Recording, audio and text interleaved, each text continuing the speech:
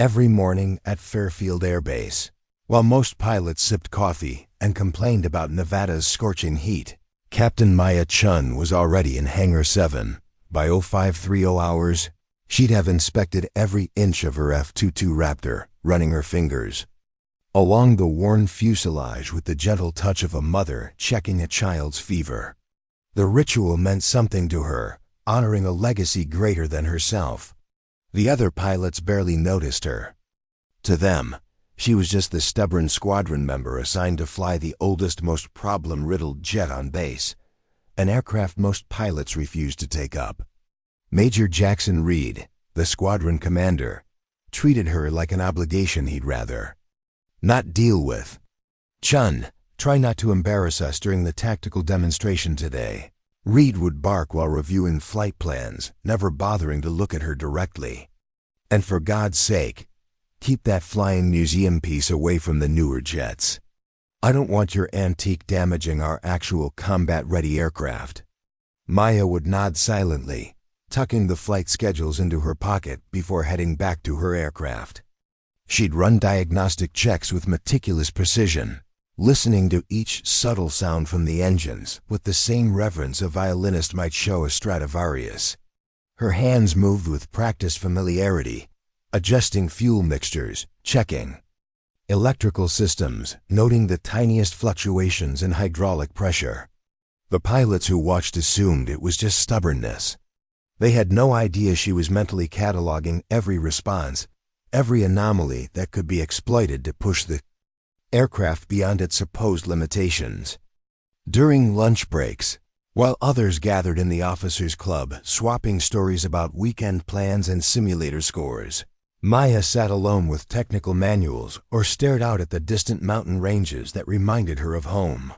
She'd grown up in the Colorado Rockies, where her mother, former Air Force Colonel Maya Chen, had taught her that patience and observation meant everything in aviation. "The best pilots don't fight their aircraft," her mother would say. "They form a partnership with it." "Hey, Chun," called out Lieutenant Kyle Winters, a cocky 26-year-old from Florida who'd graduated top of his class at the Air Force Academy. "You ever actually going to fly that museum piece, or just polish it until retirement?" His buddies laughed. Maya looked up from the engine compartment she was inspecting, offered a small smile, and returned to her work. Let them think what they wanted. Her mother had always told her that eagles don't announce themselves to sparrows. The truth was, Maya Chen had been handling aircraft since she was 12 years old. Every weekend for 6 years, her mother had taken her to a small private airfield tucked into the Rocky Mountains. There, in a restored T-6 Texan trainer, Diana had taught her daughter to feel air currents through the control surfaces, to listen to what the engine was telling her, to understand that flying wasn't about fighting physics, but working within its boundaries to accomplish the impossible. But the Air Force didn't care about unofficial training or family traditions. They cared about simulator scores, standard procedures, documented flight hours, and specific aircraft types. Maya had the skills but lacked the traditional pedigree. She'd graduated from the academy with excellent marks, but her unconventional approach to flight tactics had raised eyebrows rather than accolades, so she accepted the assignment they gave her.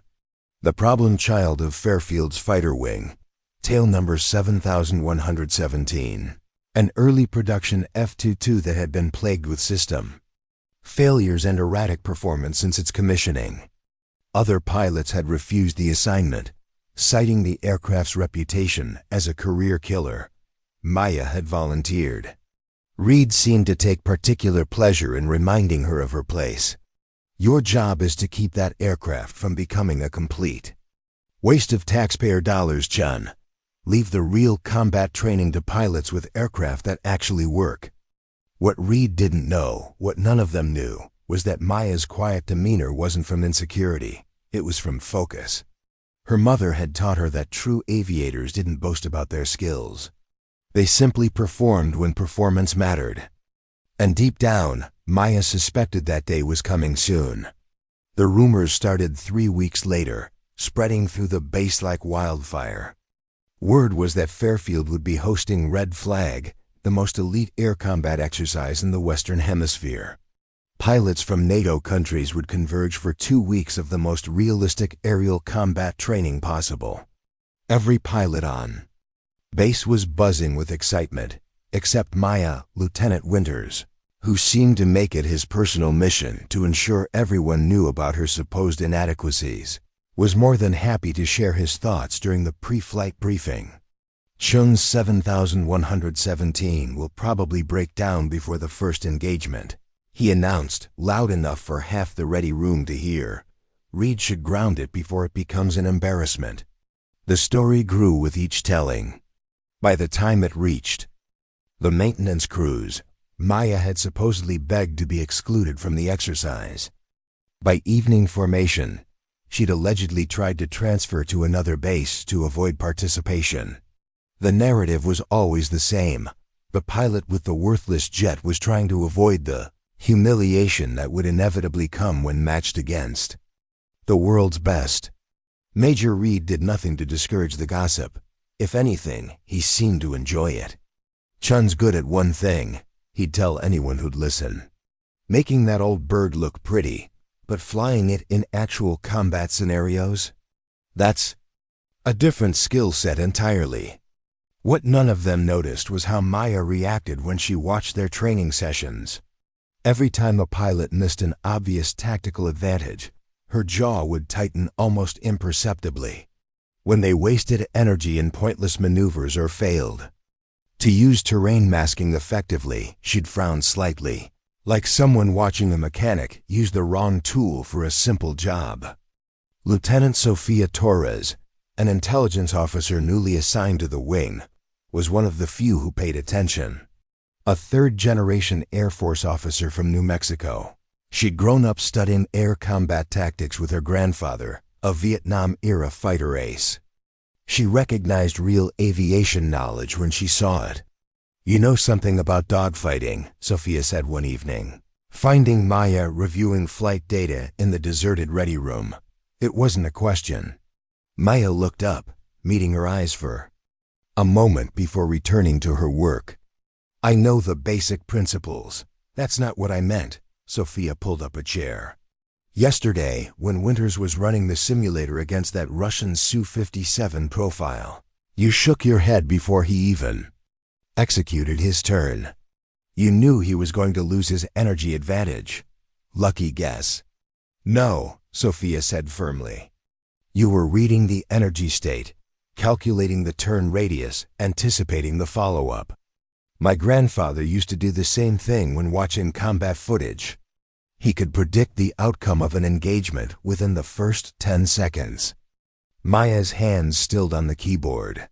For just a moment, her careful mask slipped, and Sophia caught a glimpse of something deeper. Knowledge, experience, maybe even pain. "Your grandfather sounds like a wise man," Maya said finally. That evening, Sophia's curiosity got the better of her.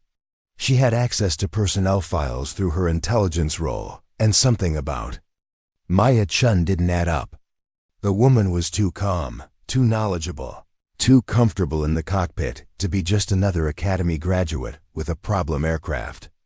The file was mostly standard information, basic training records, flight hours, academic evaluations, but buried in the electronic records was a single line that made Sophia's blood run cold. Project Midnight Hawk. Access restricted. Clearance level Omega. Authorization. General Eliza Warner. Sophia stared at the screen. General Warner. Everyone in the Air Force knew that name. The architect of Operation Silent Thunder. The most successful air campaign in modern military history, with a 17-0 kill ratio against a technologically superior adversary. One of the most decorated officers in Air Force history. What was a pilot assigned to a problem-riddled fighter doing with records connected to a legendary general? Before she could dig deeper, the file locked her out, but the seed was planted. Maya Chen wasn't who she appeared to be, and Sophia had a feeling that everyone on this base was about to find out exactly who they'd been underestimating. The next morning brought news that would change everything. Colonel James Harrace, the base commander, personally addressed the assembled pilots. Attention! Red Flag this year will feature a special demonstration component. General Eliza Warner will be personally observing the exercises, along with representatives from Congress and the Department of Defense. This is not just training, it's an evaluation of our next-generation air combat capabilities. A buzz of excitement rippled through the ranks.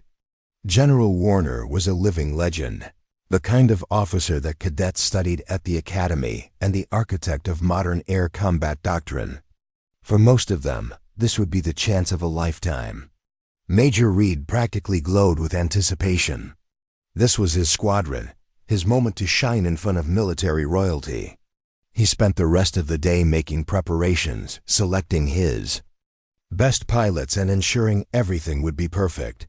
"Chun," he barked as Maya reviewed maintenance logs in the ready room. "I want your aircraft grounded during the general's visit. We can't risk an equipment failure while the brass is watching." Maya looked up from her tablet. "Sir, 7117 is fully mission capable. The maintenance logs show." "That wasn't a request, Captain," Reed interrupted. "Your aircraft stays on the ground. That's an order." The room went quiet. This wasn't just casual teasing anymore. Reed was publicly sidelining her during the most important exercise of the year. Several pilots looked uncomfortable, but none spoke up. The chain of command was sacred, and challenging a major wasn't something captains and lieutenants did lightly. Maya's expression never changed as she continued reviewing the logs. But Sophia noticed her knuckles had gone white around the tablet. "Actually," Reed continued, warming to his theme, "I'm thinking we need to have a conversation with Colonel Harris about your continued assignment to this squadron. Someone who can't contribute to high-visibility exercises probably shouldn't be taking up a slot. That could go to a pilot with a functional aircraft."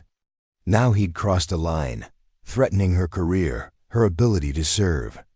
That was more than casual harassment. That was destroying someone's livelihood out of petty cruelty. Maya set down her tablet and looked up at Reed. When she spoke, her voice was calm, but there was something underneath it that made several people in the room shift. Uncomfortably. "Major, with respect, I'll have 7117 ready for the exercise as ordered. Flying that aircraft is my assigned duty, and I take my duties seriously." "Your duties," Reed sneered, "are whatever I say they are. And during Red Flag, your duty is to stay invisible and let real pilots do real work." That night, Maya sat alone in her quarters, staring at a framed photo of her mother in front of an F-15 Eagle. Diana Chun had taught her that some battles chose you, whether you wanted them or not. She'd also taught her that when those battles came, you fought them with honor, precision, and absolute commitment. Maya opened her footlocker and pulled out something she hadn't touched in months, a leather-bound journal filled with handwritten notes, diagrams, and flight data.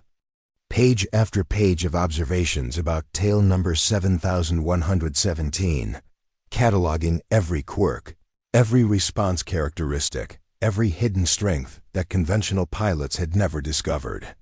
Tomorrow, General Warner would be watching. And whether Reed liked it or not, Maya Chen was going to be there, ready to serve her country in whatever capacity was required. She'd spent months being invisible, accepting disrespect, tolerating humiliation. But tomorrow was different. Tomorrow, she had a feeling her country might need her to be more than just the pilot assigned to a problem aircraft. Her mother's voice echoed in her memory. "Real aviators don't boast about their skills, Maya. They just perform when performance matters." Tomorrow, performance would matter. And Major Reed was about to learn that some people's silence wasn't weakness. It was discipline, waiting for the right moment to be unleashed. The morning of Red Flag dawned clear and crisp, perfect conditions for air combat training. Maya arrived at the hangar before anyone else, as usual, but today she carried her mother's pilot scarf tucked into her flight suit, a reminder of why she flew. She began her pre-flight checks with the same meticulous care she always showed, but today her movements had an additional edge of focus. Every switch, every gauge, every system response was noted and processed. By 0700 hours, she had 7,117 ready, its engines purring with a rhythm that only she seemed to understand. The operation would be simple but challenging, a series of one-on-one engagements followed by complex, multi-aircraft scenarios. Visiting pilots from Britain, France, Germany, and Japan would participate alongside Fairfield's best. The rules of engagement were designed to push aircraft and pilots to their absolute limits. Maya watched as Major Reed strutted around the flight line, briefing his elite pilots. Lieutenant Winters was to lead the first engagement, a showcase of American aerial superiority for the visiting dignitaries. "Remember," Reed told his pilots, loud enough for Maya to overhear, "General Warner will be evaluating our performance. Today, I expect nothing less than perfection."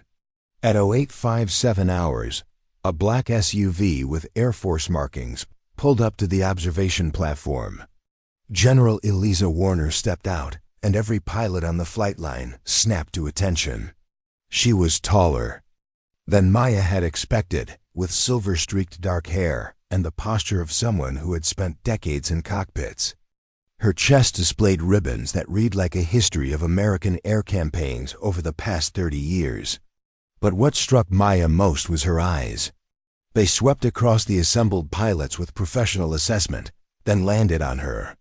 For just a moment, so brief that anyone else would have missed it, something flickered in the general's expression. Recognition? Surprise? Maya couldn't tell.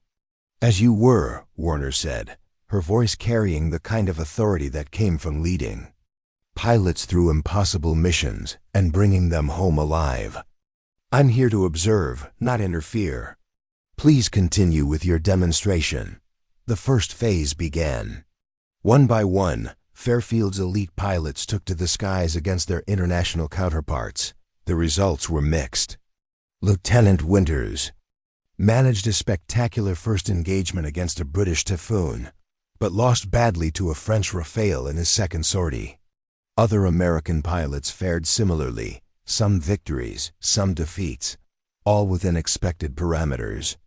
Throughout the morning, Maya watched from the sidelines, her aircraft ready but unused. She observed each engagement through high-powered binoculars, her lips occasionally moving as she calculated energy states and tactical options that the pilots weren't exploiting. During a mid-morning break, she noticed General Warner watching her intently. The general said something to Colonel Harris, who looked surprised, then concerned, then resigned. He nodded and walked toward Maya. "Captain Chen," the colonel said, his expression unreadable, "General Warner has requested that you participate in the next phase." Major Reed, who was standing nearby, nearly choked. "Sir, with respect, Captain Chen's aircraft is not suitable for—" "This comes directly from General Warner, Major," Harris interrupted, his tone making it clear the matter was settled. "Captain Chen will fly the next engagement against Captain Tanaka from the Japanese Air Self-Defense Force." Reed's face flushed red. "Sir, at least let me brief her on the—" "I've studied the exercise parameters, sir," Maya said quietly. "I'm familiar with the engagement profiles." Colonel Harris nodded. "Your wheel's up in 20 minutes, Captain. Good luck." As Maya walked to her aircraft, she could feel the eyes of every pilot on the base following her. Some curious, some dismissive, some outright hostile. Major Reed looked like he was about to burst a blood vessel. Lieutenant Winters couldn't contain himself. "This is going to be embarrassing," he said to anyone who would listen. "Tanaka's a top instructor from their fighter weapons school. He's going to eat her alive." Sophia Torres, who had been monitoring communications, caught up with Maya as she reached her aircraft. "Tanaka's flying their latest F-3, she said without preamble. "Thrust vectoring engines, advanced radar, superior missiles. On paper, you're outmatched in every category." Maya nodded as she began her pre-flight checks. Thanks for the intel. That's not intel, Sophia said, lowering her voice. That's a warning. Reed set this up. He's trying to humiliate you in front of everyone. Maya paused, her hand resting on the ladder to her cockpit. Maybe, she said with the ghost of a smile. Or maybe someone else is setting something up. 20 minutes later, she was airborne, 7117 responding to her touch with the familiarity of an old dance partner. The Nevada deserts spread below her. A perfect arena for what was to come. Raptor 17, this is Control, came the voice over the radio. Your adversary is approaching from heading 270, Angels 20, Standard Row, weapons simulation authorized. Good hunting. Copy that, Control, Maya responded, her voice calm and professional. Raptor 17 engaging. In the observation center, the assembled officers and dignitaries watched on large screens as the two fighters approached each other. Radar signatures appeared as blips, with projected engagement envelopes displayed as translucent cones. The Japanese F-3 has superior BVR capabilities. Major Reed was explaining to General Warner, using the acronym for Beyond Visual Range. Tanaka will likely score a radar lock and simulated kill before they even see each other. General Warner said nothing, her eyes fixed on the tactical display. The two aircraft closed at a combined speed of nearly 2,000 miles per hour. According to doctrine, this would be a straightforward engagement. The more advanced fighter would acquire the target, lock on, and score a simulated missile hit from beyond visual range. But something unexpected happened. Maya's F-22 suddenly dropped altitude, diving toward the desert floor. The maneuver made no tactical sense. It put her at a disadvantage in terms of energy and positioning. What the hell is she doing? Reed muttered. Maya leveled off at just 500 feet above the desert, flying at near supersonic speed. Her radar signature virtually disappeared against the ground clutter. She's using terrain masking, Sophia observed, making it harder for Tanaka's radar to distinguish her from the background. But that was just the beginning. Instead of turning to engage or evade, Maya did something that made several experienced pilots gasp. She cut power, deployed air brakes, and executed a maneuver that seemed to defy physics, simultaneously dropping altitude, reducing speed, and changing direction in a way that no flight manual would ever recommend. For 3 crucial seconds, 7,117 appeared to be falling rather than flying. In the Japanese fighter, Captain Tanaka's radar lost the lock it had momentarily established. His advanced systems, designed to track conventional flight patterns, couldn't predict the seemingly erratic behavior of Maya's aircraft. By the time he reacquired her position, she was behind him. Fox 2, Maya's calm voice came over the radio, indicating a simulated heat-seeking missile launch. Splash 1 F3, the engagement had lasted less than 2 minutes. In the observation center, silence reigned. What they had just witnessed wasn't in any tactical manual. It wasn't taught at any fighter weapons school. It was flying that bordered on reckless, except it had worked perfectly. Impossible, Reed whispered. General Warner's face remained impassive, but those standing closest to her might have detected the slightest hint of a smile. Control to all aircraft, came the radio call. Phase 2 will begin in 10 minutes. Multiple bogies, dynamic engagement. All participating fighters report to start positions. This was the complex scenario, 8 against 8, with pilots from all participating nations divided into opposing forces. Maya's inclusion hadn't been planned, but with her unexpected victory, Colonel Harris had little choice but to add her to the American team. Chen, Reed's voice crackled over a private channel. Stay on the periphery, support role only. Do not engage unless directly ordered. Copy that, sir, Maya responded, but something in her tone suggested she had other plans. The engagement began in earnest. Advanced fighters from 5 nations engaged in a swirling melee of tactical maneuvers, simulated missile launches, and hair-raising near misses. The observation center's screens could barely keep up with the action. For the first 5 minutes, Maya did as ordered, staying on the outskirts of the engagement. But as she watched, she saw something developing, a pattern in the chaos. The opposing force was executing a sophisticated trap, drawing the American fighters into a killing zone where they would be overwhelmed by superior numbers. No one else seemed to see it coming. Maya made her decision. Without warning, she pushed 7,117 to full military power and drove straight into the heart of the engagement, her aircraft responding to controls in ways that defied its maintenance records. "Chen, what are you doing?" Reed's voice shouted over the radio. "Return to position immediately." She didn't respond. She was too busy flying. What followed would later be described by observers as either the most reckless or most brilliant display of fighter tactics they had ever witnessed. Maya's F-22 moved through the aerial battlefield like a ghost, appearing where enemy pilots least expected, executing maneuvers that pushed the aircraft to its structural limits, exploiting weaknesses in opposing formations before they fully developed. In the observation center, tactical officers struggled to keep up with her movements. Traditional combat models couldn't predict where she would appear next or what she would do. "She's not flying according to any doctrine I've ever seen," one NATO observer commented. "No," General Warner replied quietly. "She's flying according to the aircraft, not the manual." Within 12 minutes, the exercise was effectively over.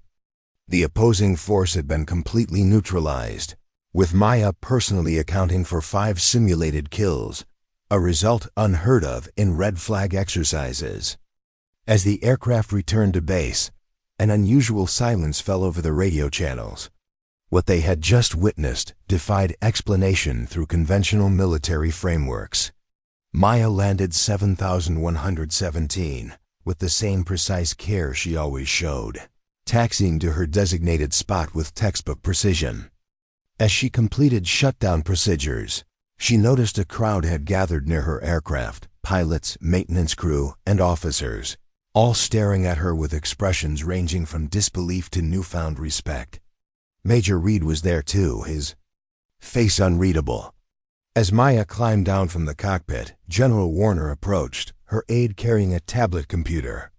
"Interesting flying, Captain," the general said, her voice carrying just enough for those nearby to hear. "Not exactly by the book." "No, ma'am," Maya replied. "The book doesn't understand what this aircraft can really do." Warner studied her face for a moment. "Walk with me, Captain Chen." As they moved away from the crowd, the general spoke. Again, her voice lower.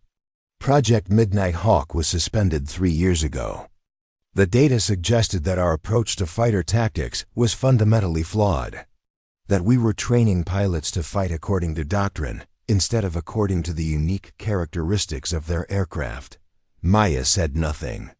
"Your mother was my chief test pilot on that project," Warner continued. "Diana believed that each aircraft, even those of the same model, had unique performance characteristics. Personalities, she called them. She believed a truly great pilot could form a partnership with a specific airframe, pushing it beyond what engineers thought possible. She taught me well," Maya said simply. "Yes, she did." Warner stopped walking and turned to face her directly. "The project was shelved because the Air Force wasn't ready for that paradigm shift. We invested billions in standardization, in predictable performance, in aircraft that any qualified pilot could fly interchangeably. But aircraft aren't interchangeable," Maya said. "Neither are pilots." "No, they're not." Warner smiled. "Slightly. Which is why I've spent 3 years waiting for the right moment to resurrect Midnight Hawk. Today, in front of representatives from 4 allied nations and 3 congressional committees, you just made my case for me." Maya felt her heartbeat quicken. "Ma'am." Tail number 7117 was deliberately assigned to you, Captain. We needed to see if Deanna's daughter had inherited her unique approach to flying. If you could take an aircraft that others had dismissed as worthless and demonstrate its true potential. The realization washed over Maya like a wave. She hadn't been sidelined or punished with a problem aircraft. She'd been tested. Why the secrecy? Why let them? She gestured vaguely toward Reed and the others. Because real combat isn't fair, Warner said bluntly. Real adversaries don't respect your rank or your feelings.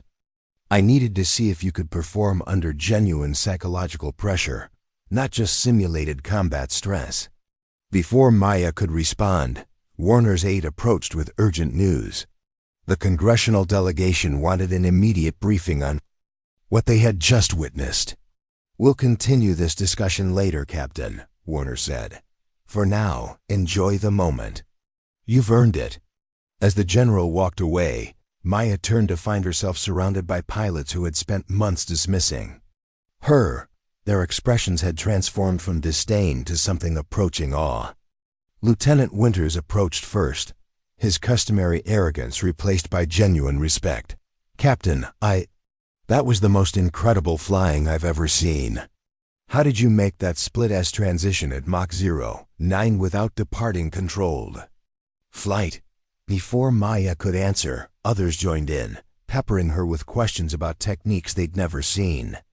Maneuvers they'd been taught were impossible, insights about aircraft behavior that contradicted everything in their training manuals. And standing at the back of the group, looking like he'd been struck by lightning, was Major Reed.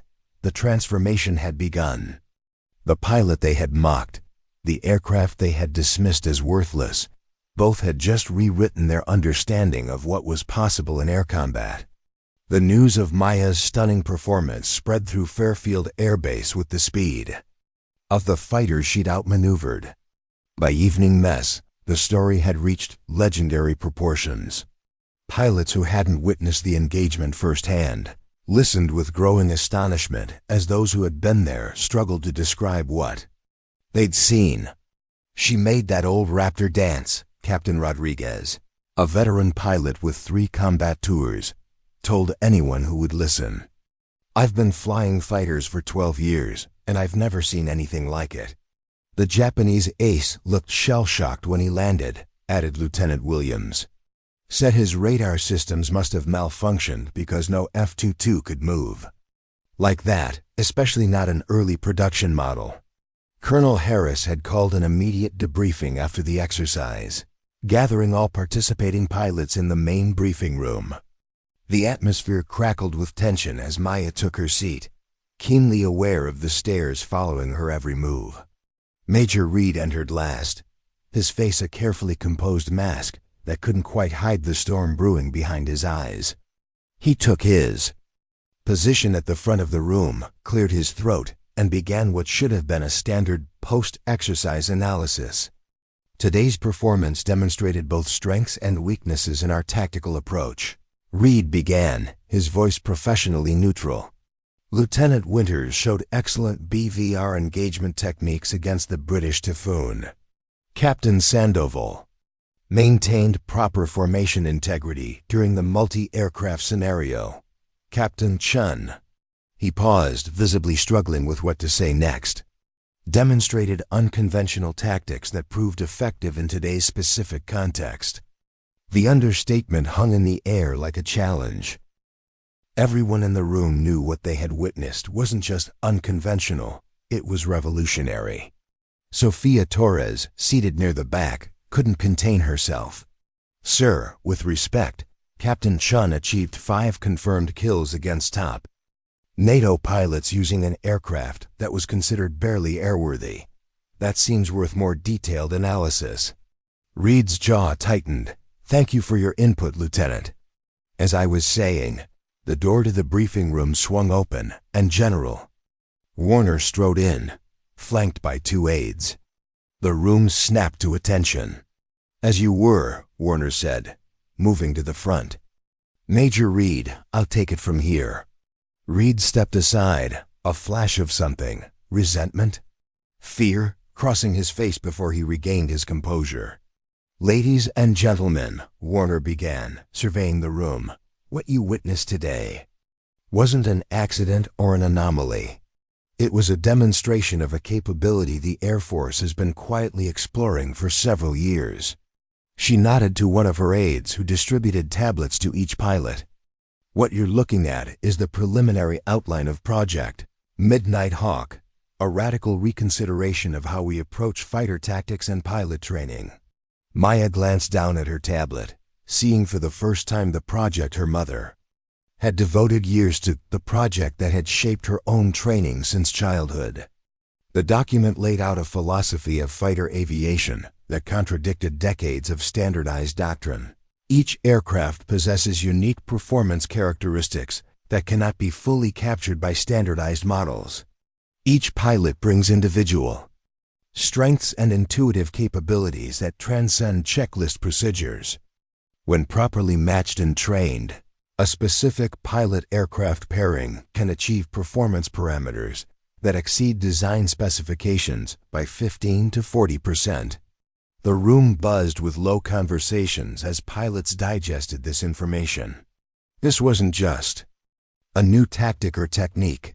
This was a fundamental challenge to how the Air Force had approached fighter operations since the dawn of the jet age. "Captain Chen," Warner continued, all eyes shifting to Maya, "has been part of this program since its inception, though not officially. Her mother, Colonel Diana Chen, was the original test pilot who developed these theories before her retirement." The revelation landed like a thunderbolt. Maya felt exposed, as if a secret identity had been revealed. For years, she'd kept her mother's teachings private, knowing they contradicted everything her fellow pilots had been taught.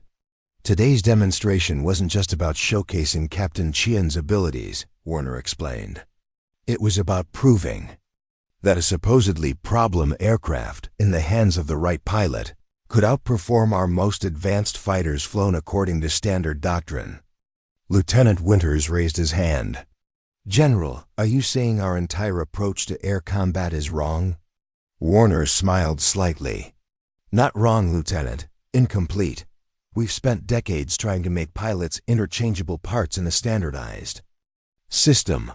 Midnight Hawk suggests that by embracing the unique relationship between specific pilots and specific aircraft, we can achieve capabilities our adversaries can't predict or counter." As the briefing continued, Maya noticed Reed standing rigidly against the wall, his career flashing before his eyes. He had spent months undermining and dismissing the very pilot who now represented the Air Force's future vision. After the briefing, pilots clustered around Maya, their previous disdain replaced with eager questions. How did she know the F-22 could handle that inverted dive? How had she predicted the opposing formation's pattern?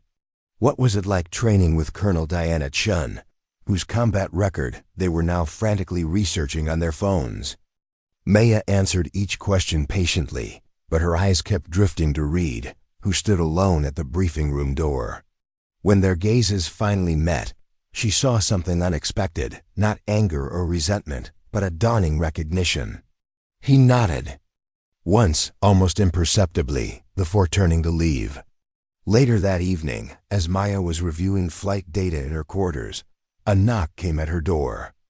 She opened it to find Colonel Harris standing there, looking uncomfortable. "Captain Chen, do you have a moment?"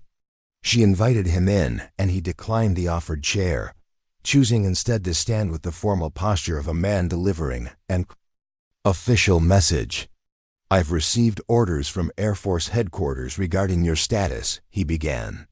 "Effective immediately, you're being promoted to major and reassigned as the operational lead for Project Midnight Hawk." Maya felt a rush of conflicting emotions, pride, vindication, and an unexpected sadness at leaving the aircraft she'd spent so long understanding. "What about 7117, sir?" Harris looked surprised by the question. "The aircraft? It's being transferred with you to Edwards Air Force Base. General Warner was quite clear that separating you from that specific airframe would defeat the entire purpose of the project." Relief washed over her. "Thank you for telling me, sir." Harris hesitated, then continued in a less formal tone. "I owe you an apology, Chen. I saw the reports about your performance issues, your struggling qualification scores, and I accepted them at face value. I never questioned why a pilot with your background was assigned to our most problematic aircraft. You had no reason to question it, sir." "A good commander always questions," Harris countered, "especially when something doesn't add up. Your mother was a legend in air combat command. I should have connected the dots." Maya said nothing, uncomfortable with the direction of the conversation. Her mother's legacy had always been a complex shadow over her career, sometimes illuminating her path, sometimes obscuring how others saw her. "There's something else," Harris added. "Major Reed has requested a transfer to Edwards as well, to serve as a test pilot under the Midnight Hawk program." "That was unexpected. Did the general approve it?" "She's considering it. Reed's one of our most technically proficient pilots, despite his—" Harris searched for a diplomatic phrase. "Leadership limitations. Warner thinks having a skeptic inside the program might be valuable. She wanted me to gauge your reaction." Maya thought about Reed's months of dismissal and ridicule, the threats to her career, the public humiliation. Her mother would have advised forgiveness, not for Reed's benefit, but for her own freedom from resentment. "Tell General Warner I have no objection," she said finally. "The project needs pilots who understand conventional doctrine thoroughly. Reed certainly qualifies." Harris nodded, looking relieved. "There's a transport leaving for Edwards at 0800 tomorrow. Your ground crew has already begun preparing 7117 for the transfer flight." After Harris left, Maya sat looking at the photograph of her mother. Deanna Chun stared back with the quiet confidence that had defined her career, a woman who had seen the future of air combat decades before the Air Force was ready to acknowledge it. "You were right, Mom," Maya whispered to the empty room. "About everything." The next morning dawned clear and cold, perfect for flying. Maya arrived at the hangar to find her ground crew already busy with final preparations for the transfer flight. To her surprise, they had made one unauthorized modification to 7117, a small name painted beneath her cockpit. "Ghost Dancer."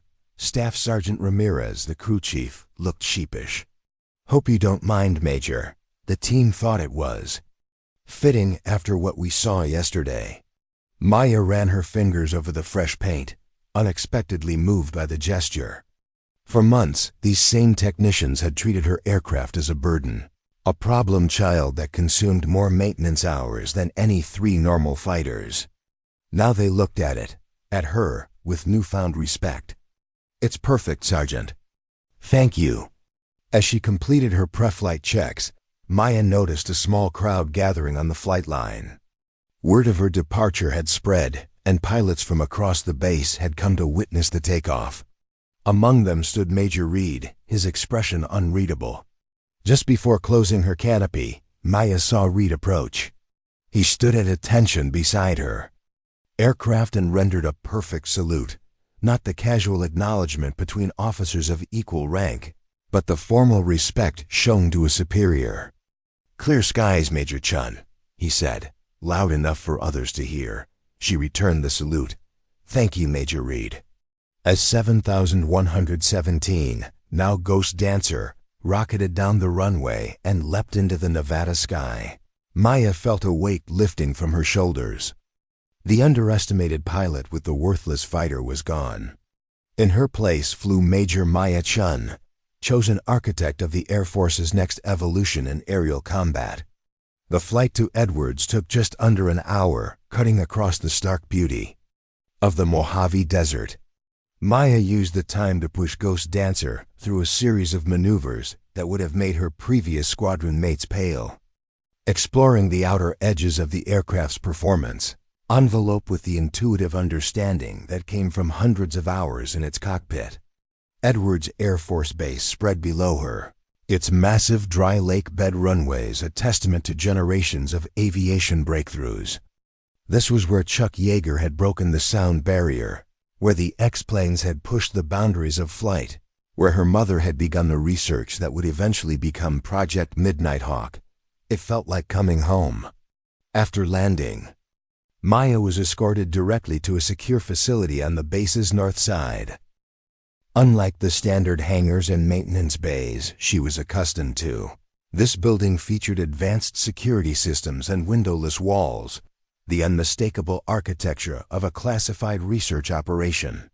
Inside, she found a hive of activity. Engineers pored over flight data, technicians modified aircraft components, and pilots studied simulation results on large screens. At the center of it all stood General Warner, deep in conversation with a woman whose strong resemblance to Maya left no doubt about her identity.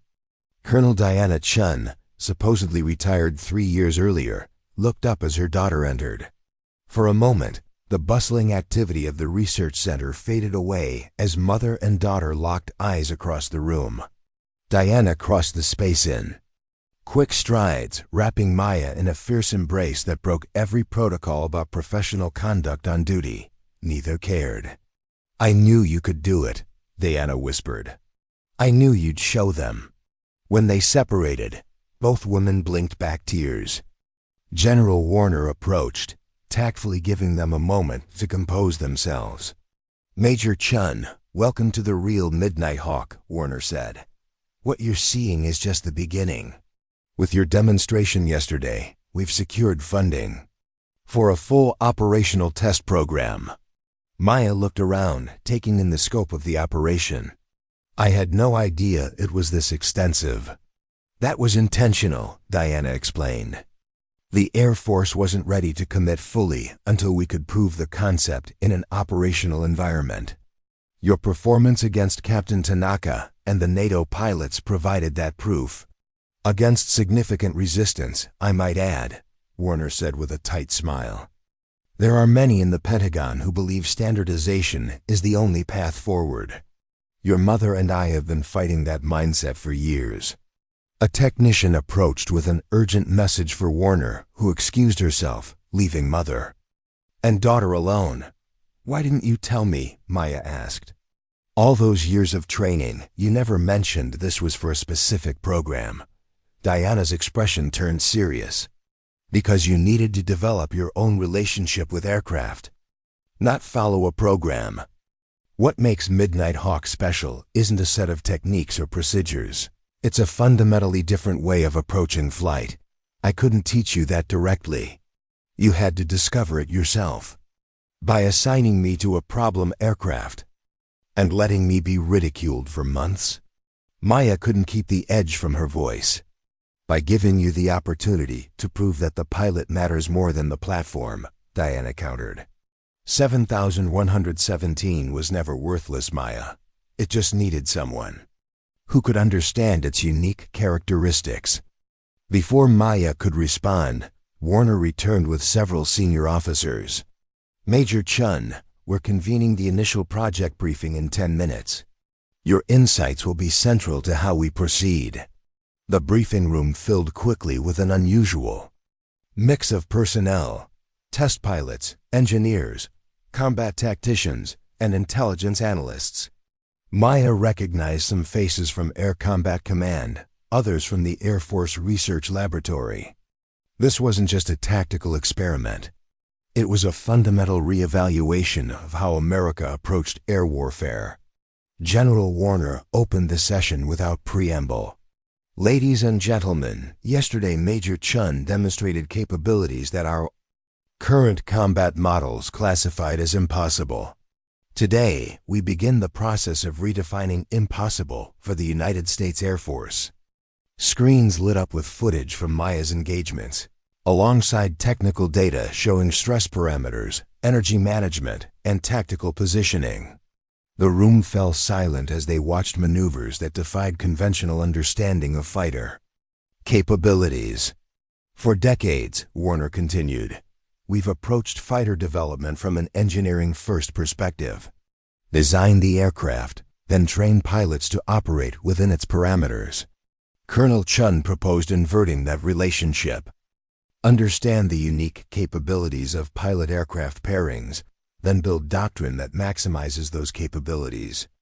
Maya listened as her mother presented years of research, studies showing how identical aircraft perform differently with different pilots, how certain aviators consistently extracted performance that exceeded design specifications, how the most successful combat pilots throughout history had often violated doctrine to achieve their victories. The Russians have suspected this for years, an intelligence analyst added. Their approach to pilot selection has always emphasized intuitive flying qualities over technical proficiency. We dismissed it as inferior to our systematic training methods, but their combat results suggest otherwise. A senior test pilot raised his hand. With respect, General, this sounds like we're abandoning standardization in favor of artistic flying. How do we build a reliable air combat force on that foundation? We're not abandoning standardization, Diana clarified. We're adding a layer above it. Every pilot still learns standard procedures, still masters the technical aspects. But then we identify those with the potential for this deeper aircraft integration and develop those capabilities separately. Think of it as the difference between a competent musician and a virtuoso, Warner added. Both can play the notes perfectly, but one brings something additional that transcends technique. The discussion continued for hours, probing the implications of what Midnight Hawk proposed. Maya contributed her personal experiences, describing how she had learned to feel Ghost Dancer's responses through the control surfaces, how she had mapped its unique performance envelope through thousands of small experiments. As the briefing concluded, Warner assigned initial responsibilities to key personnel. Maya would lead the practical demonstration component, working with selected pilots to develop and validate new training methodologies. Major Chen, Warner said as the room emptied. There's one more thing. Major Reed's transfer request has been approved. He arrives tomorrow. Maya nodded, keeping her expression neutral. Understood, ma'am. Are you sure you're comfortable with this? The man spent months undermining you. He's also one of the most technically precise pilots in the Air Force, Maya replied. If we can convince someone like Reed that this approach works, others will follow. Warner studied her face. Your mother said you'd say that. She also said it was the right call, though I had my doubts. After the briefing, Maya found herself drawn to the hangar where Ghost Dancer had been parked. The maintenance team was already swarming over it, installing specialized data collection equipment to capture every aspect of its performance during future test flights. As she ran her hand along the aircraft's fuselage, Maya felt a presence beside her. Diana stood there, watching her daughter with unmistakable pride. I knew from the time you were 12 that you had the gift, Diana said softly. The way you handled that old Texan trainer, it wasn't just good technique. You were having a conversation with the aircraft. Maya smiled at the memory. I thought all pilots flew that way. It wasn't until the academy that I realized most of them were fighting their aircraft instead of working with them. That's why this program is so important, Diana said. We've been training generations of pilots to approach flying as a technical challenge rather than a partnership. The results have been good, but not exceptional. And exceptional is what we need against our next adversary, Maya finished the thought. Diana nodded soberly. The intelligence reports suggest capabilities we can't match with technology alone. We need the human element, the intuition, the adaptability, the connection between pilot and machine that no computer can replicate. They stood in companionable silence, 2 generations of Chen women who had seen beyond the limitations of conventional thinking. Tomorrow would bring new challenges, skeptical colleagues to convince, resistant traditions to overcome, a new generation of pilots to inspire. But tonight, they had the quiet satisfaction of vindication. The aircraft that others had dismissed as worthless, the pilot others had underestimated. Together, they had rewritten what was possible in the skies above Nevada. Soon, they would rewrite air combat history itself. As Maya prepared to leave the hangar, Diana placed a hand on her shoulder. "Your father would have been proud today. He always said you flew like you were born with wings." Maya felt a sudden tightness in her throat.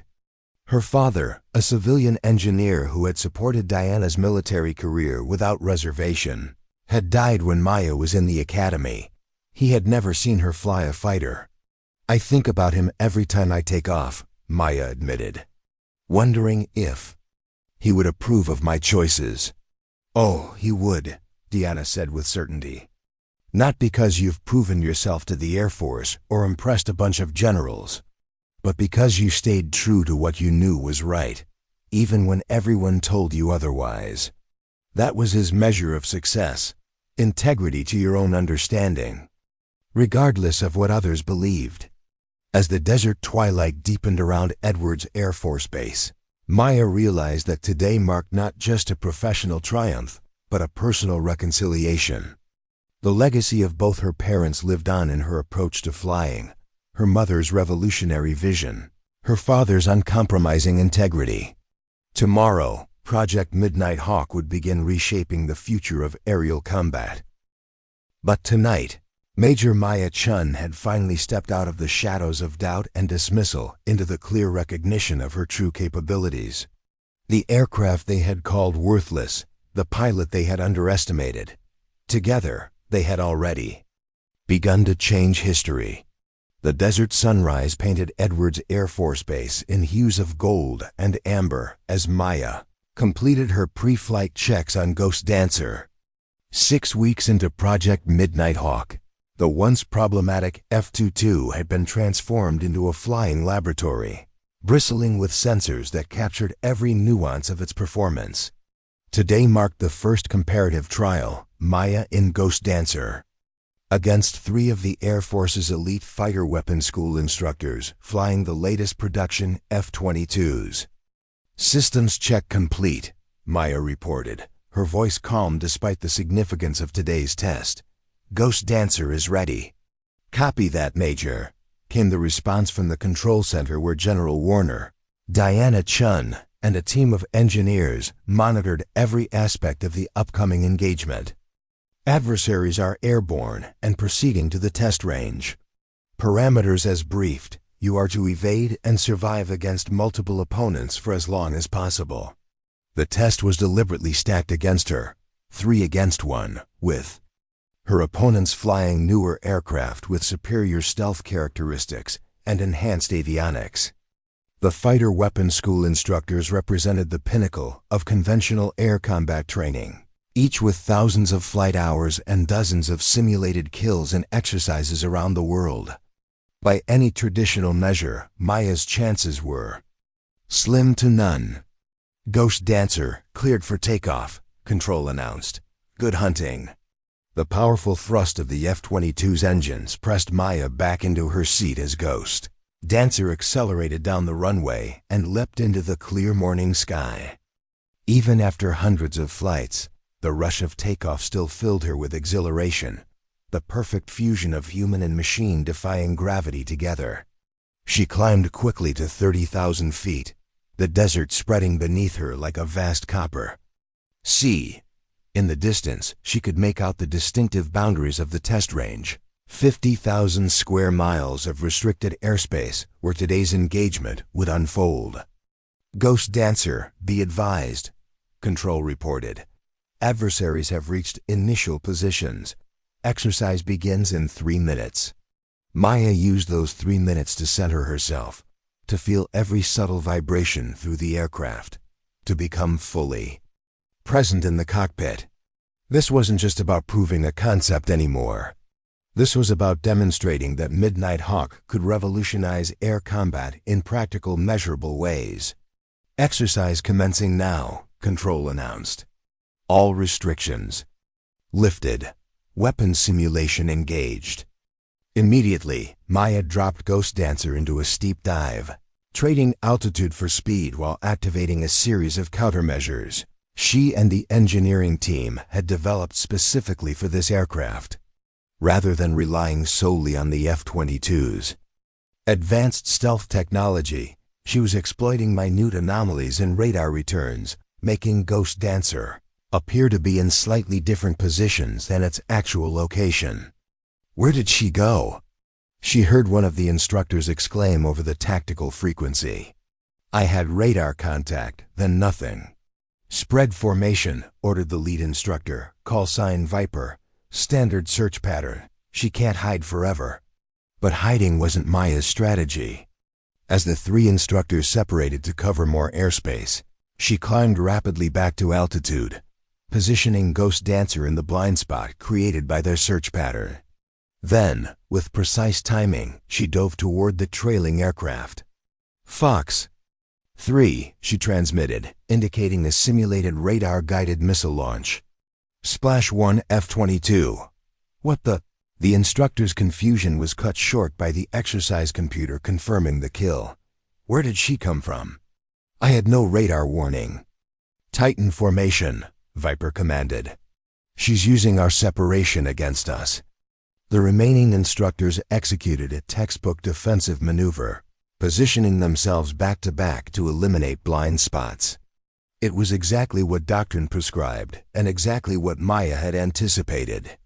Instead of engaging directly, she pushed Ghost Dancer into a series of maneuvers that seemed to defy aerodynamics, rapid changes in altitude coupled with tight turns that would have caused most aircraft to lose energy. But rather than fighting these forces, Maya worked with them, feeling through the control surfaces exactly how much she could demand from her aircraft at each moment.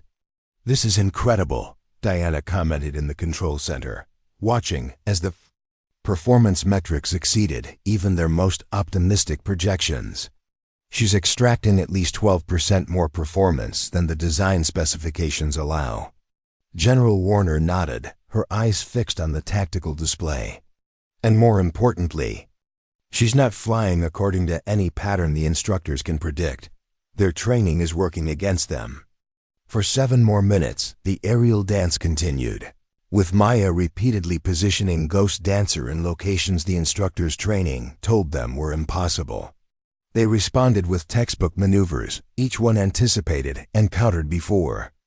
It fully developed. Fox 2, Maya transmitted again. Splash second F-22. Impossible. The instructor protested. I had full radar coverage of that sector. Only Viper remained, the most experienced of the 3 instructors. He abandoned the standard tactics immediately, flying with an aggression that bordered on recklessness. Interesting, Maya murmured to herself. He's adapting. The final engagement lasted nearly 4 minutes, an eternity in the compressed time frame of modern air combat. Viper pushed his newer F-22 to its limits, executing maneuvers that would have earned a reprimand in training exercises. But even as he embraced a more intuitive approach, he lacked the deep connection Maya had developed with Ghost Dancer. Where he saw limitations, she saw opportunities. Where he fought against the aircraft's tendencies, she flowed with them. Fox 2, she transmitted one final time. Splash third F-22.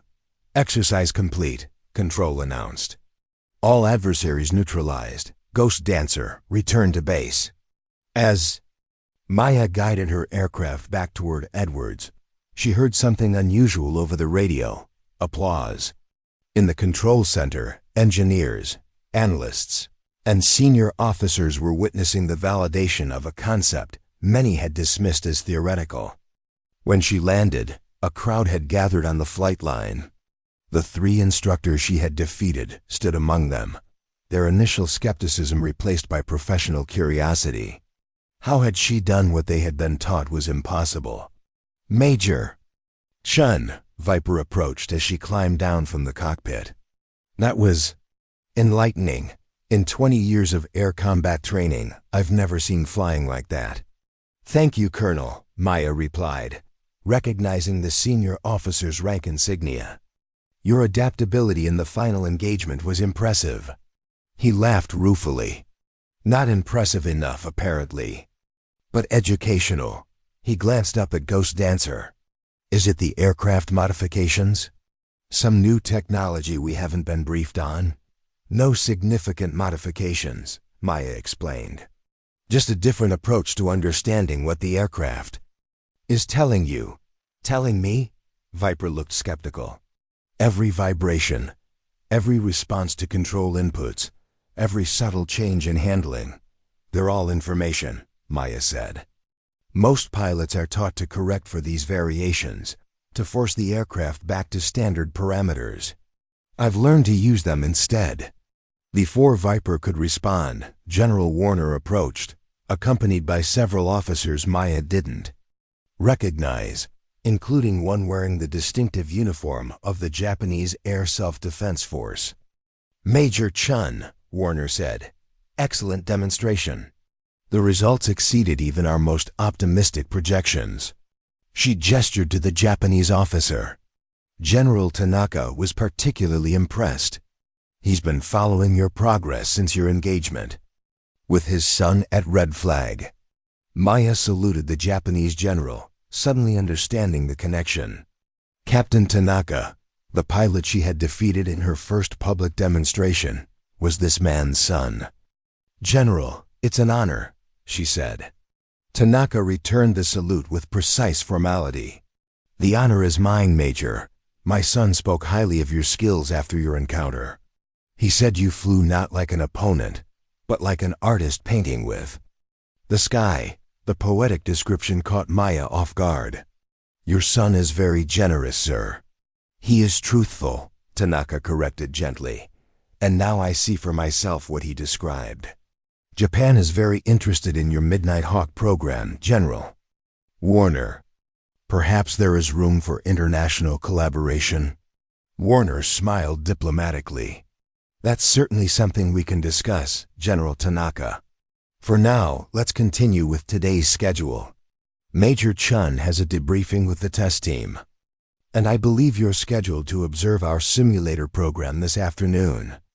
As the senior officers moved away, Maya found herself surrounded by the three instructors from the morning's exercise, all eager to understand what they had experienced.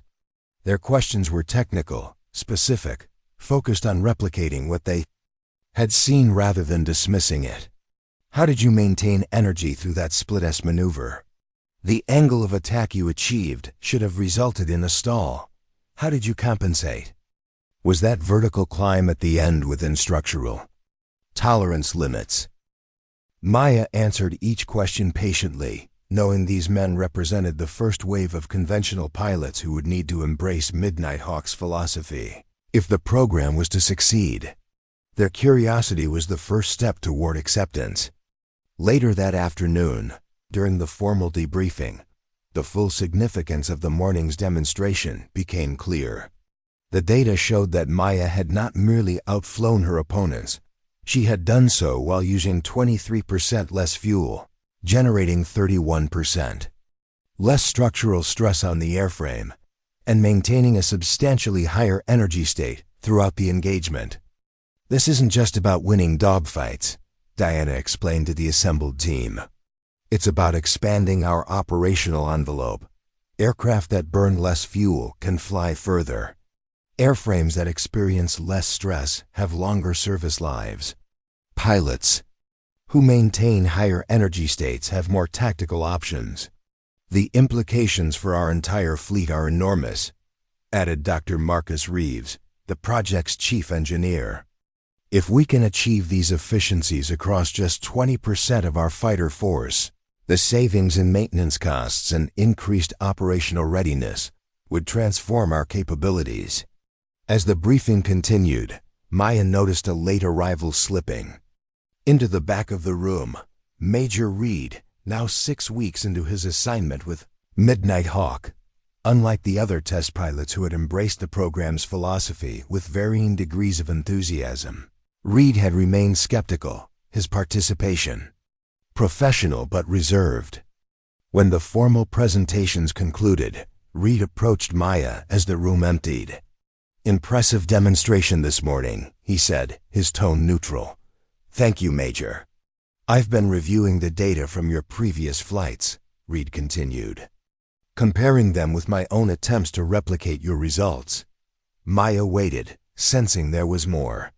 I can execute the same maneuvers from a technical standpoint, Reed admitted. Same control inputs, same timing, same parameters. But I can't match your efficiency or effectiveness. For the first time since she'd known him, Reed looked genuinely perplexed. It's like we're flying different aircraft. In a way we are, Maya replied.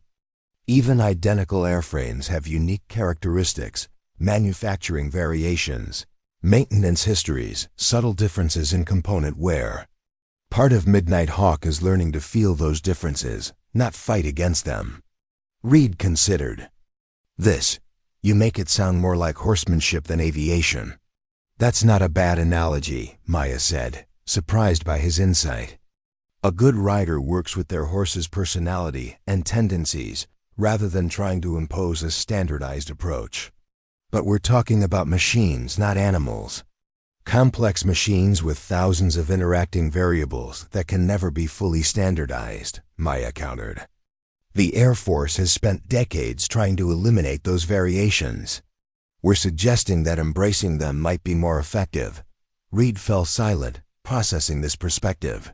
Finally, he asked, "Could you show me?" The request caught Maya off guard. After months of dismissal and ridicule at Fairfield, Reed was now asking for her guidance. "Show you? In the air," Reed clarified. "I want to understand what you're feeling that I'm missing." The following morning found Maya and Reed on the flight line, preparing for an unusual training flight. Instead of separate aircraft, they would share the two-seat F-15 Strike Eagle that had been modified for the Midnight Hawk program. Reed would fly from the front seat, Maya from the instructor's position in the rear. "The plan is simple," Maya explained during their pre-flight briefing. "We'll execute a series of standard maneuvers, but instead of focusing on technical precision, I want you to close your eyes periodically and just feel the aircraft's responses." Reed looked skeptical but nodded. "I'll try." Once airborne, Maya guided Reed through increasingly complex maneuvers, encouraging him to release his grip on standardized parameters and instead tune into the subtle vibrations and feedback coming through the control surfaces. "Don't fight that roll tendency," she advised as the F-15 showed a slight imbalance during a high G turn. "Flow with it, then use it to initiate your next maneuver." "That's contrary to everything I've been taught," Reed protested, but attempted the adjustment nonetheless. "How did that feel?" Maya asked as they completed the turn with noticeably less control input. "Different," Reed admitted. "Smoother, like the aircraft was doing part of the work for me." "Exactly. You're not just operating a machine, you're partnering with it." For nearly an hour, they worked through the fundamentals of Midnight Hawk's approach. Reed's progress was uneven but real. Occasionally, Maya could feel him achieve moments of the intuitive connection she had been describing, brief instances where pilot and aircraft moved as one integrated system rather than master and tool. When they landed, Reed was uncharacteristically quiet, his expression thoughtful as they completed shutdown procedures. "You're starting to understand," Maya observed as they walked away from the aircraft. "Starting to," Reed acknowledged. "It's like learning a new language. I can recognize a few words, but I'm far from fluent." "That's more progress than most pilots make in their first attempt," Maya encouraged him. "You have good instincts when you allow yourself to use them." Reed stopped walking and turned to face her directly. "I owe you an apology, Chen. Not just for how I treated you at Fairfield, but for dismissing your approach to flying without understanding it." The acknowledgement surprised her. "We all have our blind spots, Major." "Mine was particularly inexcusable," Reed insisted. "I was so invested in proving my way was right that I couldn't recognize something revolutionary when it was right in front of me." Before Maya could respond, they were interrupted by a young lieutenant running toward them from the command center. "Major Chen, General Warner needs you immediately." Priority message from Pacific Command. Maya and Reed exchanged glances before hurrying after the lieutenant. In the command center, they found Warner, Diana, and several senior staff officers gathered around a secure communications terminal. "Major Chen, good timing," Warner said, her expression grave. "We've received an urgent situation report from our forces in the Western Pacific. An American reconnaissance aircraft has gone down in disputed waters. The crew is alive but stranded on an uninhabited island that multiple nations claim as territory." Maya immediately grasped the implications. A rescue mission would be politically charged. Exactly. Any conventional military rescue operation could be interpreted as a territorial violation, potentially triggering an international incident, but leaving the crew stranded isn't an option. Diana picked up the briefing. "Pacific Command is proposing a low observable extraction mission, a single stealth aircraft performing both the insertion of special forces and the extraction of the downed crew. The problem," Warner continued, "is range and payload. The island is at the extreme edge of our operational envelope. A standard F-22 couldn't carry the necessary team and equipment, while maintaining the fuel reserves required for the round trip, unless it's flown more efficiently than standard parameters allow," Maya concluded, suddenly understanding why she had been summoned. "You want to use Midnight Hawk techniques for this mission?" Warner nodded. "We've run the simulations. A conventionally flown F-22 would fall approximately 200 miles short on the return journey. But based on the efficiency gains you've demonstrated with Ghost Dancer, it's theoretically possible," Diana finished. "If the aircraft is flown with the same efficiency you've shown in testing, the mission parameters fall within achievable range." The gravity of the situation settled over Maya. This wasn't a test or demonstration anymore. Real lives hung in the balance, and Midnight Hawk had suddenly moved from experimental program to potential real-world solution. "When would this happen?" she asked. "The operation would need to launch within 48 hours, Warner replied. "Weather patterns and surveillance gaps create a narrow window of opportunity. Would I be flying the mission?" Maya asked directly. Warner and Diana exchanged glances. "That's the complication," Warner said carefully. "Pacific Command wants their own pilot, someone with combat experience in the region and familiarity with the specific threat environment. They're sending Colonel James Westlake," Diana added. "Highly decorated, thousands of combat hours. Impeccable record. But no experience with Midnight Hawk techniques," Maya pointed out. "If the mission depends on extracting maximum efficiency from the aircraft, he'd need to understand our approach." "Precisely," Warner confirmed. "Which is why you have 36 hours to teach Colonel Westlake everything you can about Midnight Hawk before he deploys for the mission." The challenge seemed nearly impossible. Maya had spent years developing her connection with Ghost Dancer, building on a lifetime of unconventional training from her mother.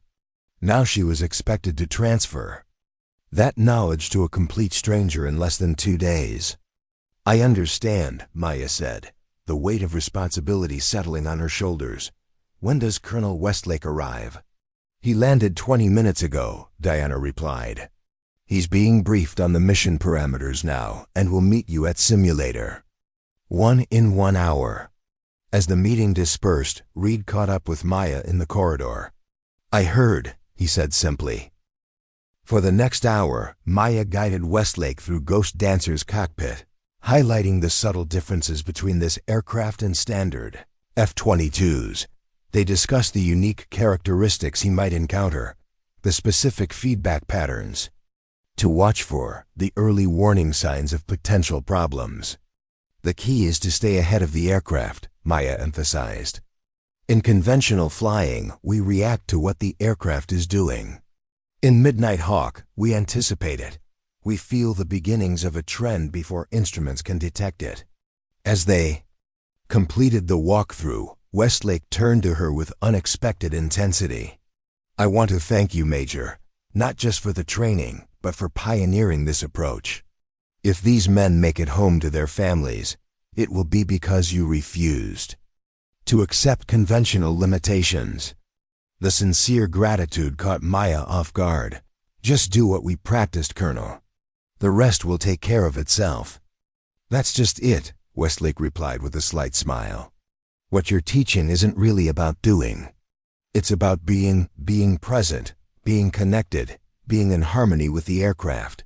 That's the revelation here. His insight surprised her.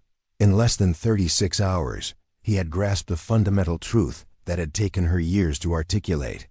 At 01:00 the following morning, the mission team assembled on the darkened flight line. The specially prepared F-22 waited, its stealth coating absorbing what little light existed, making it seem like a shadow given physical form. A 4-person special operations team, their equipment minimized to essential rescue gear, performed final checks while maintenance crews completed the aircraft's preparation. Maya stood slightly apart, watching the controlled chaos of a high-stakes mission launch. This wasn't her operation. Her role had been fulfilled, yet she couldn't bring herself to leave until Westlake departed. Nervous? Diana's voice came from beside her. Wouldn't you be? Diana nodded. Every time one of my students went operational, that never changes. They watched in silence as Westlake received his final briefing from the mission commander. His expression was focused but calm, showing none of the anxiety that must have churned beneath the surface. Finally, with preparations complete, Westlake made his way toward the aircraft. He paused as he passed Maya and Diana. "Any last advice?" he asked. Diana spoke first. "Trust what the aircraft tells you, not what your training says should happen." Maya added, "When in doubt, ease up. Let the F-22 show you what it wants to do, then work with that tendency rather than against it." Westlake nodded, absorbing their guidance. Then, with the calm professionalism of a veteran combat pilot, he climbed into the cockpit and began his startup sequence. Minutes later, the F-22 roared down the runway and disappeared into the night sky, carrying with it the hopes of the stranded aircrew and the future of Project Midnight Hawk. The next 18 hours were among the longest of Maya's life. The mission's classified nature meant no regular updates, no tracking data, no communication until Westlake either returned or didn't. She found herself unable to leave the base, alternating between the simulator where she continued refining training protocols and the observation deck, where she periodically scanned the horizon for any sign of the returning aircraft. Reed joined her during one of these vigils, offering coffee and companionable silence. "He'll make it," Reed said finally. "You sound confident." "I am. He got it, what you were teaching. I could see it happening. Getting it in the simulator is different from applying it in a high-stress combat environment," Maya pointed out. Reed considered this. "True, but something tells me stress might actually help in this case. When everything is on the line, we tend to fall back on our deepest instincts rather than our training." Westlake's instincts were already aligned with Midnight Hawk philosophy. He just didn't have permission to use them. As evening approached, activity on the base intensified. Without official announcement, key personnel began gathering at the command center. Something was happening. Maya and Reed made their way there, finding General Warner and Diana huddled with communication specialists around a secure terminal. "What's going on?" Maya asked quietly. "We've received coded confirmation," Diana replied, keeping her voice low. Westlake completed the extraction. "They're on their way back." Relief flooded through Maya, but it was tempered by the knowledge that the return journey was where fuel constraints would be most critical. Success wasn't guaranteed until wheels touched down at Edwards. "Estimated arrival?" she asked. "If everything goes according to plan, approximately 90 minutes, Warner replied. "But there's a complication. A weather system has developed along the return route. Headwinds are stronger than predicted." The implication was clear.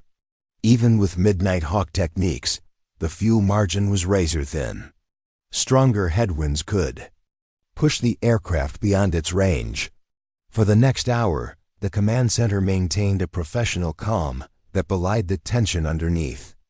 Calculations were updated, contingency plans reviewed, tanker aircraft put on standby, though everyone knew aerial refueling would compromise the mission's stealth profile and potentially create an international incident. Signal from Pacific. Tracking, a communications officer announced suddenly. Aircraft identified, approaching from bearing 260, altitude Angels 30, speed 450 knots. A murmur ran through the command center. Westlake was flying slower than standard approach speed, a classic fuel conservation technique, but one that extended his time in the air, burning precious minutes of remaining fuel. Midnight Hawk Actual, this is Edwards Control, the tower. Controller transmitted. We show you on approach. Status report. After a brief pause, Westlake's voice crackled through the speakers. Edwards Control, Midnight Hawk Actual, package secure. All personnel accounted for fuel state. He paused. Critical but manageable. The professional understatement brought smiles to several faces in the command center. Critical but manageable likely meant he was running on fumes.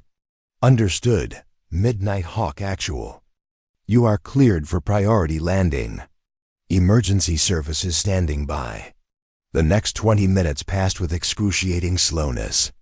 Updates from tracking radar showed Westlake maintaining his fuel-efficient approach, sacrificing speed for range.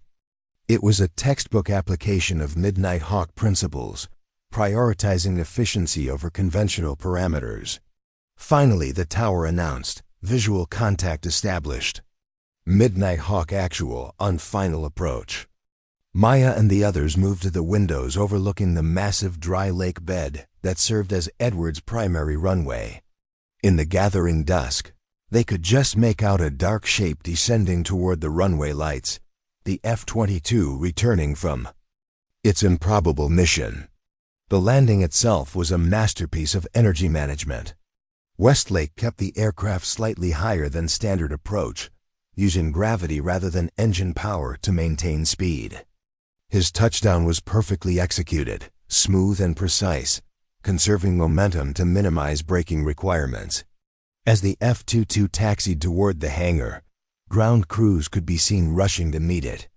The Special Operations Team emerged first, helping 4 visibly exhausted airmen, the rescued crew, down from the aircraft's modified compartment. Westlake was the last to emerge, climbing down from the cockpit with the deliberate movements of someone running on willpower alone. As medical teams attended to the rescued airmen, he walked directly to where Maya, Diana, Reed, and Warner stood. Waiting, his flight suit was soaked with perspiration, his face drawn with fatigue, but his eyes held the unmistakable light of accomplishment. "Mission complete, General," he reported formally. Then, turning to Maya, he added, "You were right. The aircraft told me exactly what it needed. I just had to listen." Warner stepped forward. "How bad was the fuel situation, Colonel? The truth." Westlake's expression turned grim. "We flamed out during taxi, ma'am. Tanks are completely dry. Without the Midnight Hawk techniques." He left the sentence unfinished, but the implication was clear. A conventionally flown mission would have ended in disaster. As medical staff insisted on examining Westlake despite his protests, Maya found herself surrounded by officers from across the base, pilots, engineers, operational planners, all wanting to understand how an impossible mission had been accomplished. The rescued airmen, after receiving initial medical treatment, insisted on meeting the team responsible for their extraction. The senior officer among them, a weathered lieutenant colonel, approached Maya with tears in his eyes.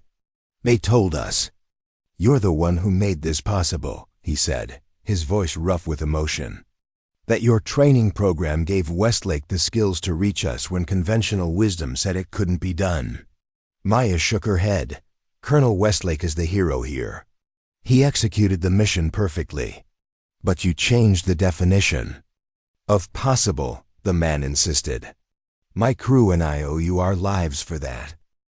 How are you going to teach someone Midnight Hawk in 36 hours? Maya shook her head. I don't know. It's not just techniques or procedures.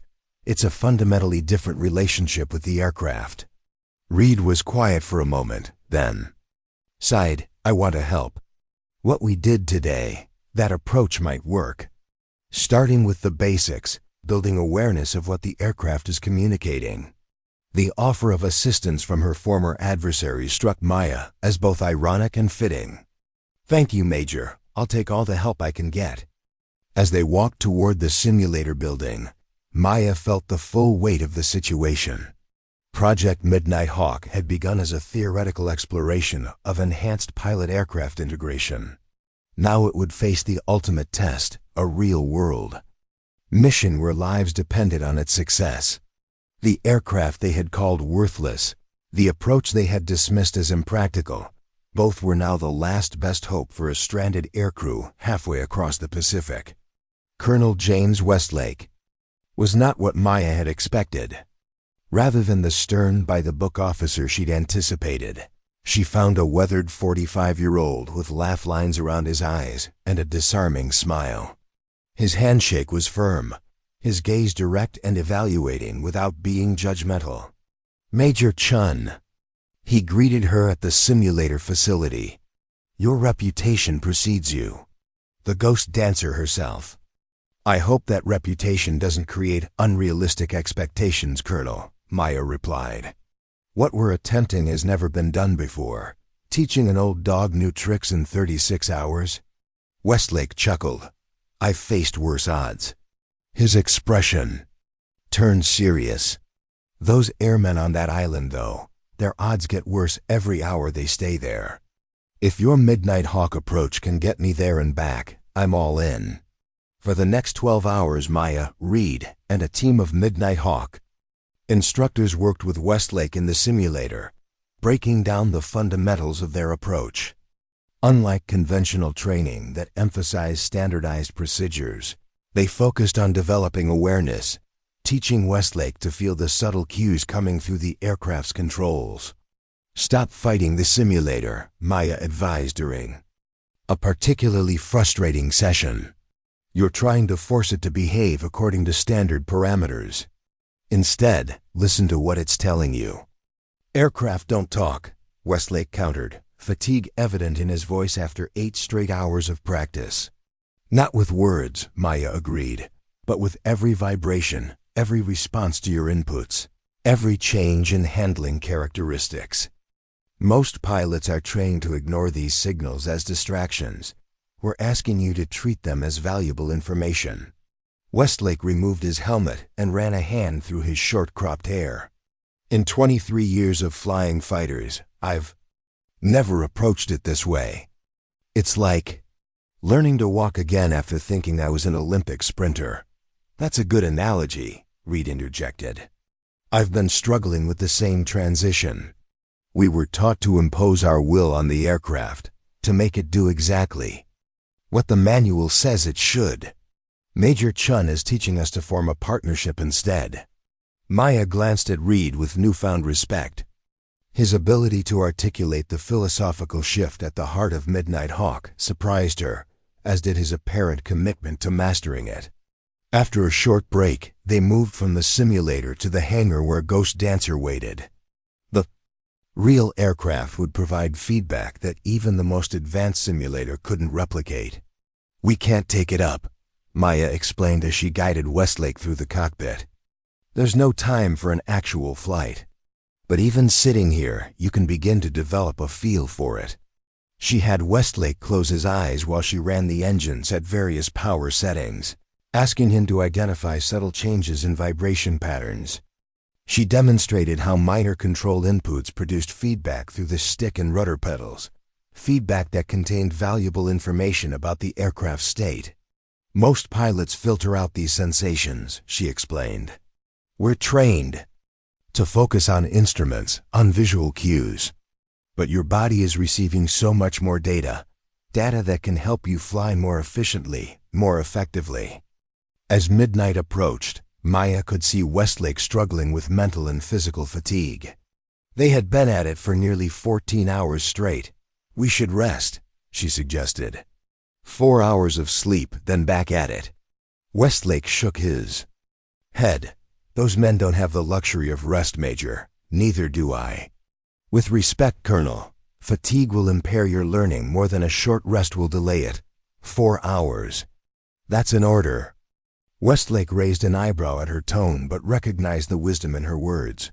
4 hours it is, Major." While Westlake reluctantly sought his quarters, Maya remained in the hangar with Ghost Dancer. She climbed into the cockpit, not to practice flying, but to think. The responsibility weighed heavily. If she failed to adequately prepare Westlake, the rescue mission could fail, and with it, the lives of the downed aircrew and perhaps the future of Midnight Hawk itself. She was so deep in thought that she didn't notice Diana approaching until her mother placed a hand on the aircraft's fuselage. "You should rest too," Diana said softly. "I can't. There's too much at stake." Diana nodded understanding. "I remember feeling the same way before Elkhorn Ridge. The weight of lives depending on your performance. It's the heaviest burden a soldier can carry." Maya looked down at her mother, surprised. "You never told me you were involved in Elkhorn Ridge." "There are many operations I've never discussed," Deanna replied. "Some because they remain classified, others because—" She paused, searching for words. "Because some experiences change you in ways that are difficult to articulate." In the dim light of the hangar, Maya saw her mother differently, not just as her teacher and mentor, but as a fellow warrior who had carried the same burden she now faced. "How did you handle it?" Maya asked. "The pressure?" "By remembering that pressure is a privilege," Diana answered. "It means someone trusts you with something important. In this case, Westlake is trusting you with his life and the lives of those he's trying to save. What if I can't teach him enough in time?" "You've already taught him the most important thing, that there's another way to approach flying. The details he'll figure out, because he must. Necessity has always been the greatest teacher." Maya nodded, drawing strength from her mother's confidence. 4 hours of rest then. That's my girl. When training resumed at 0400, they found Westlake already at the simulator, reviewing recordings of the previous day's sessions. The dark circles under his eyes suggested he hadn't actually slept, but his focus appeared sharper, more determined. "I've been thinking about what you said," he told Maya as she joined him. "About partnership with the aircraft. It reminded me of something from early in my career." He described a mission in Afghanistan where battle damage had severely compromised his F-15's handling. Standard procedure would have called for ejection, but he had somehow found a way to feel what the damaged aircraft could still do, nursing it back to base when all technical indicators said it should have been unflyable. "That's exactly what we're talking about," Maya confirmed. "That intuitive connection you found under extreme pressure. We're training pilots to develop it deliberately, to use it as a primary approach rather than a last resort." The breakthrough accelerated Westlake's progress. Throughout the morning, his performance in the simulator improved dramatically. He began anticipating the subtle cues Maya had been trying to teach him, making adjustments before problems developed rather than reacting to them. By midday, the improvement was undeniable. The simulated missions that had previously shown a 200-mile fuel shortfall were now projecting a narrow but achievable margin of success. "He's getting it," Reed commented as they observed Westlake's latest simulation run. "Faster than I did." "He has stronger motivation," Maya replied, "and decades of experience to draw on. He just needed permission to trust his instincts over doctrine." At 1400 hours, General Warner called them to a final briefing. The mission had been approved at the highest levels. Westlake would depart at 02:00 the following morning, using a specially prepared F-22 that incorporated Ghost Dancer's sensor package and a few subtle modifications to increase fuel efficiency. "The latest intelligence suggests you'll have a 30-minute window to reach the island," Extract the crew and depart before satellite coverage of the area resumes, Warner explained. This is the definition of a zero-margin mission, Colonel. Everything must go exactly according to plan. Westlake nodded, his expression grave but determined. I understand, General. Major Chen, Warner continued, you've done everything possible to prepare Colonel Westlake. The rest is in his hands. As the briefing concluded, Maya caught up with Westlake in the corridor. One last simulator session, she suggested. He shook his head. I need to review the mission parameters again, memorize every detail of the approach and extraction plan.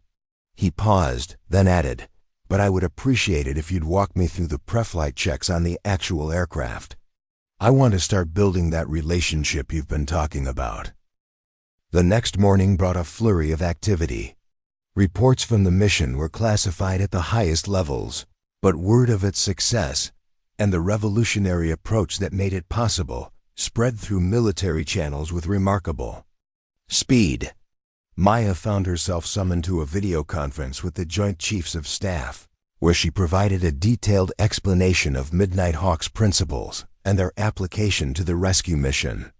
The questions were pointed, specific, focused on practical implementation rather than theoretical possibilities. Major Chen, the Air Force Chief of Staff, concluded, what you and your team have developed appears to be a genuine paradigm shift in fighter operations. The Secretary of Defense has authorized immediate expansion of Project Midnight Hawk, with implementation across selected fighter squadrons, beginning next month. The official recognition was gratifying, but for Maya, the most meaningful moment came later that day. As she completed paperwork in her office, a knock came at the door. Colonel Westlake entered, looking remarkably recovered after a full night's rest. I wanted to thank you properly, he said without preamble. What you taught me didn't just save that crew. It changed how I understand flying itself.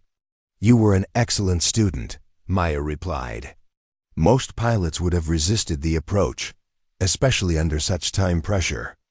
I resisted at first, Westlake admitted. 23 years of training is hard to set aside. But somewhere during those simulator sessions, something clicked. He paused, searching for words. It was like discovering that I'd been speaking a language phonetically all my life, and suddenly understanding what the words actually meant. The analogy resonated with Maya. That's exactly it. Conventional training teaches us the mechanics of flight, the what and how. Midnight Hawk adds the why, the deeper understanding of aerodynamics as a living dynamic relationship rather than a set of fixed equations.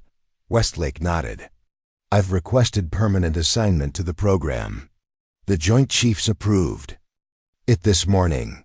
If you'll have me, I'd like to help develop the training methodology for the expansion phase. The offer surprised and pleased her. Westlake's combat experience and credibility would be invaluable as they scaled Midnight Hawk beyond the experimental stage. Up next, you've got 2 more standout stories right on your screen. If this one hit the mark, you won't want to pass these up. Just click and check them out. And don't forget to subscribe and turn on the notification bell so you don't miss any upload from us.